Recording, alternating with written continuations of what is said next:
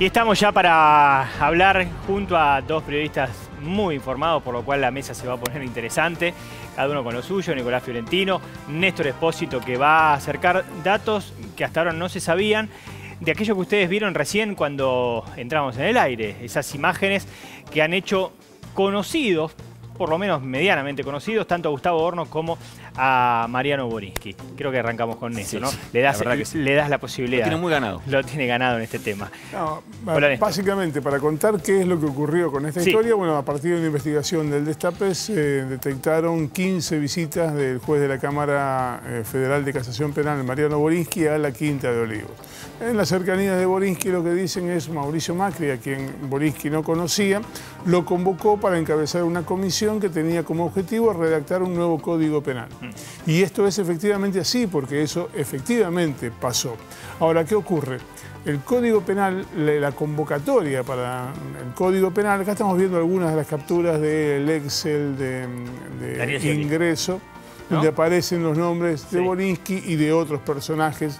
Hay muchos personajes conocidos, algunos vinculados con el mundo de la política, otros con la farándula, otra con el poder judicial. Sí, Juana Viale. Sí, hay muchos personajes conocidos. Aparece Diego Simeone, por ejemplo, aparecen los técnicos de Boca, aparece Guillermo Barros Echeloto, Gustavo Alfaro. Sí, a ver, es de toda la vida que hayan ido personalidades de diversos rubros a la Quinta Presidencial, ¿no? Claro, lo que pasa es que, por ejemplo, Ricardo Darín no tiene que resolver sobre la vida, la honra y los bienes de ninguna persona. Desde ya, y no van tantas veces. Y no van tantas veces. Claro. En el caso de Mariano Borinsky se produjo un caso particular, que Borinsky dice, bueno, me convocaron para el Código Penal. El decreto de convocatoria para la reforma del Código Penal para esa comisión es de mediados del año 2017. Las visitas de Mariano Borinsky arrancan en marzo de 2016 y las primeras visitas consignadas en esas planillas que veíamos ahí tenían que ver con ir a jugar al tenis. Y hay una visita posterior en la que ingresa a una reunión en la que también estaba Leandro Cuccioli, a la sazón titular de la AFIP. Entonces, había un conocimiento previo de tal magnitud que antes de la convocatoria para la reforma del Código Penal ya se juntaban a jugar al pádel o al tenis y había una frecuencia que era incluso previa a esa situación. ¿Está bien o está mal ir a jugar al tenis a Olivos? La verdad que no estaría mal y alguna vez a mí también me gustaría ir a jugar un partido de fútbol a Olivos. El tema es que si esa persona está resolviendo sobre un proceso judicial en el que está involucrada la principal opositora política del presidente que está ocupando la Quinta Presidencial de Olivos, ahí hay claramente un conflicto de intereses. Dos preguntas rápido, Néstor, antes de saludar a quien tenemos para saludar, para entrevistar, que obviamente va a ser un testimonio importante en la jornada. La primera, ¿qué defensa alrededor de Borinsky se ha esgrimido? Alrededor del juez Borinsky. El viernes contabas el viernes llevábamos apenas unas horas de conocido esto. Ya ha superado todo el fin de semana. ¿Cómo se explica, ya sea por algo que haya dicho el propio juez o alguien cercano? Hay básicamente dos cuestiones. La primera es que Borinsky sostiene que esto no lo hizo a escondidas de nadie, que todo el mundo sabía que él visitaba a Macri para hablar del tema de la reforma del Código Penal, por un lado. Y por el otro es este exceso de confianza, de familiaridad que tiene que ver con el tema de los partidos de pádel y de tenis, así que no es la única persona con la que lo hizo con el expresidente Mauricio Macri, que también lo había hecho durante el final del gobierno de Cristina Fernández de Kirchner, por ejemplo, con el secretario de Justicia, Julián Álvarez. Y durante el actual gobierno lo mismo había hecho con la ex ministra de Justicia, Marcela Lozardo. Bueno, el hecho de repetir muchas veces una conducta que es errónea no hace que esa conducta sea mejor y es eso lo que va a empezar a discutirse de ahora en más. La segunda que nos da pie para la nota. ¿Cómo ha sido la denuncia? Titulano simplemente porque justamente vamos a hablar con el abogado que la presentó. La denuncia ha sido ante el Consejo de la Magistratura. Es una denuncia por mal desempeño y eventual comisión de delitos y tiene como objetivo final el juicio político del juez Mariano Borinsky. La presentó el doctor Marcelo Gerriquen Velasco, a quien ya saludamos. Doctor, buenas noches. Buenas noches a toda la audiencia de la televisión pública. Bueno, cuéntenos, por favor, cuéntenos cómo fue que decidió hacer la denuncia, por qué razón. Ya el rótulo de la causa, recién lo decía Néstor Espósito, está claro, pero cuéntenos usted. Bueno, la motivación mía fue fundamentalmente como ciudadano. Yo hace 31 años que soy abogado, ejerzo en exclusividad en el ámbito penal.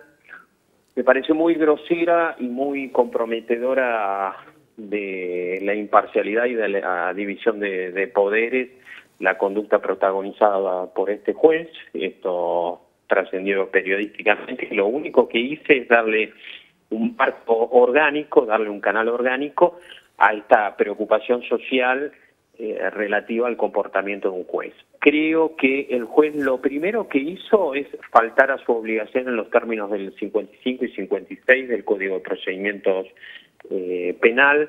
Esto que era un secreto a voces supuestamente que articulaba o articuló como defensas y que conocían de su amistad íntima con el presidente de la Nación, no se compadece con la realidad porque de haber conocido esto, algunos de los imputados en las causas en las cuales el expresidente de la Nación revelaba en forma pública su interés, tanto constituyéndose como querellante como jefe de la administración pública, hubiese sido recusado. O sea, se privó de conocimiento a las partes en el proceso, tanto Fiscalía como Defensa, de cada uno de los imputados en estas causas que eran sensibles para los intereses, entre comillas, persecutorios del gobierno.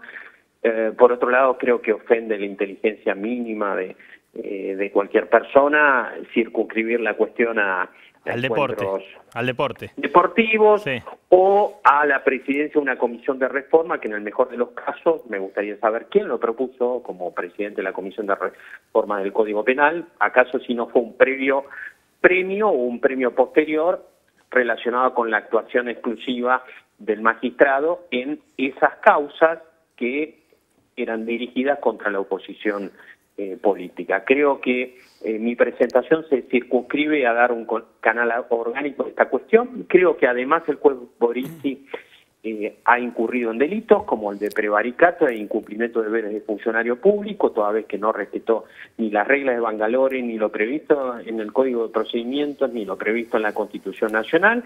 Y bueno, un efecto paradojal de quienes se autoenarbolan como defensores de los intereses de la República ha quedado al descubierto que no solo no tienen esa convicción, sino que han utilizado al Poder Judicial como tributario de una suerte de venganza política, un esquema que se viene repitiendo en diferentes países de Latinoamérica y que ustedes con mucha agudeza lo han descrito en diferentes intervenciones. Así que lo mío es de un ciudadano de pie. A ver, antes de cerrar esta primera respuesta, Néstor Espósito le hace una consulta. Hoy el vicepresidente del Consejo de la Magistratura, Alberto Lugones, dijo que ameritaba una investigación. El presidente de la Asociación de Magistrados, el juez Gallo Tagle, también dijo que era plausible una investigación. El propio juez Recondo, desde el Consejo de la Magistratura, pidió informes sobre la conducta de ambos jueces. ¿Le soltaron la mano desde el Poder Judicial al juez Borisky y por extensión también al juez Hornos? Mire, esa sería una lectura que yo no estoy en condiciones de hacerla. Sí soy un convencido que el Poder Judicial, pero más precisamente el funcionamiento de la justicia federal penal en Comodoro Pi es una rémora. Yo me desempeño todos los días haciendo Derecho Penal y Procesal Penal en las provincias de Río Negro y de Neuquén, y azorado el funcionamiento, porque también he litigado en Comodoro Pi. Me parece que es una agencia de funcionarios y magistrados ociosos, sobre remunerados y traficantes de influencia, y asumo esto como una verdad de perogrullo que merece estar reformada. O sea, justamente veo todos los días un funcionamiento absolutamente disímil en estas provincias patagónicas, y creo que merece el rechazo unánime de toda la sociedad, y creo que el Consejo de la Magistratura debe honrar el compromiso que tiene con la sociedad y excluir a este magistrado y empezar a abrir la posibilidad que uno a uno los magistrados que hayan estado sirviendo como piezas de un mecanismo de persecución política a través del Poder Judicial se vayan jubilando o haciendo las valijas, porque sinceramente están en una en un lugar de privilegio y han perdido la noción de servicio público que debe tener la Administración de Justicia. Claro. ¿No? Doctor, gracias por este contacto, ha sido muy claro. A ustedes, pero en síntesis lo que reclamo es juego limpio, o sea que cuando uno concurra a un juzgado sepa que el magistrado cumple con la obligación de imparcialidad. Me parece que Borinsky no lo hizo. Muy bien. Gracias, Marcelo Gerriquen Velasco, quien denunció ante el Consejo de la Magistratura al juez Borinsky, el de las visitas frecuentes a Mauricio Macri en la Quinta de Olivos. La política también tuvo sus repercusiones, Nico. Sí, porque habló el ministro de Justicia, el flamante ministro de Justicia, Martín Soria, durante el fin de semana. Empezó a dar señales de que, al menos desde el Ejecutivo, no iba a haber impulso a partir de justamente los representantes que tienen el Consejo de la Magistratura de denuncias. Hasta hace un ratito no había ingresado ninguna denuncia contra los jueces, más allá de del abogado que acabamos de presentar.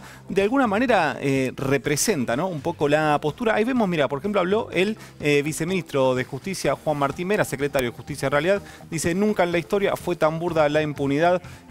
Fue una de las voces interesantes que salió, porque es una voz muy habitual. Néstor no me va a dejar mentir, no es una voz muy habitual en los medios la de Juan Martín Mena. También habló el abogado de la vicepresidenta Cristina Fernández de Kirchner, Carlos Beraldi, en la misma línea. Dijo, toda esta asociación ilícita fue casi un golpe de Estado, una declaración más fuerte. De hecho, la vicepresidenta ya pidió la nulidad de una de las causas en las que intervino el camarista Mariano Borinsky, que es la del memorándum de Irán. Pero te digo, en términos políticos, lo interesante es que desde el universo del kirchnerismo no se presentaron denuncias, al menos hasta ahora. Y sí, una cosa que me dijeron que iban a estar muy atentos es qué pasa dentro de la Cámara, porque hoy hay como dos universos que se analizan, y es qué pasa con los expedientes y qué pasa en el Consejo de la Magistratura. Me dijeron, atento a lo que puede pasar adentro de la Cámara, que lo viene contando Néstor estos días. El clima no es el mejor en las reuniones, y de hecho uno de los jueces que integra el Consejo de la Magistratura pidió, es así, ¿no? Néstor pidió digamos, la presentación de los que fueron las reuniones en términos de la Cámara, en el caso del juez Hornos en este caso. Es un propio par, son dos jueces concretamente, el juez Alejandro Slocker y la jueza Ángela Ledesma,